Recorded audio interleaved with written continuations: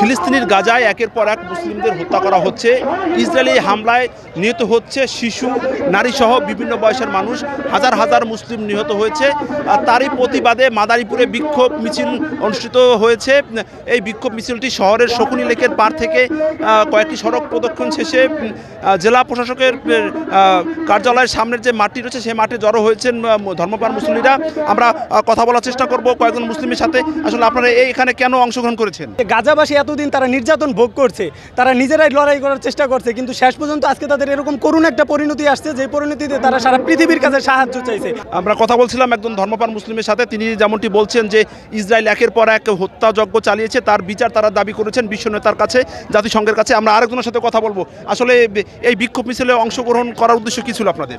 এই বিক্ষোভ মিছিলে অংশগ্রহণ কারণ আমাদের একটাই, প্রতিটি মুসলমানের শরীর একটা। আল্লাহ রাসূল সাল্লাল্লাহু আলাইহি ওয়াসাল্লাম বলেছে, কোথাও বিশ্বের মুসলমান যদি এক শরীরের মতো, এক বডির মতো, কেউ যদি আক্রান্ত হয় তোমরা তাৎক্ষণিক সেই পদক্ষেপ গ্রহণ করো এবং এই মিছিলে ঝাঁপিয়ে পড়ো। আমরা দেখেছি যে শহরের শকুনি লেকের পার থেকে মুসলিমদের প্রতিবাদের যে অংশগ্রহণ করেছে তাদের ঢল নেমেছে।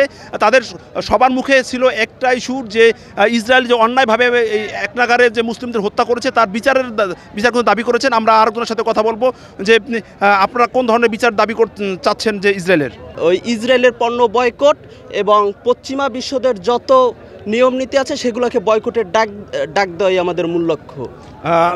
আমরাও দেখেছি যে বিকেলের যে বিক্ষোভ মিছিলটি অনুষ্ঠিত হয় সেই বিক্ষোভ মিছিলে জেলার বিভিন্ন প্রান্ত থেকে কয়েক হাজার মুসল্লি জড়ো হয়েছেন এবং সেই বিক্ষোভ মিছিল শেষে তারা যে সমাবেশ করেছেন সেখানে যে মুসলিম নেতারা রয়েছেন এবং বিভিন্ন সংগঠনের নেতারা রয়েছেন, মুসলিম যে সংগঠন সেই সংগঠনের নেতারা সবাই কিন্তু একই কথা বলছেন যে ইসরায়েল যে একের পর এক যে হত্যাযজ্ঞ চালাচ্ছে সেই হত্যাযজ্ঞ তাকে বন্ধ করতে হবে এবং বিশ্ব নেতারা যারা রয়েছেন, জাতিসংঘ রয়েছেন, সেই নেতাদের কাছে দাবি তুলেছেন এই যে অন্যায়ভাবে যে মানুষকে হত্যা করা হয়েছে তার বিচার।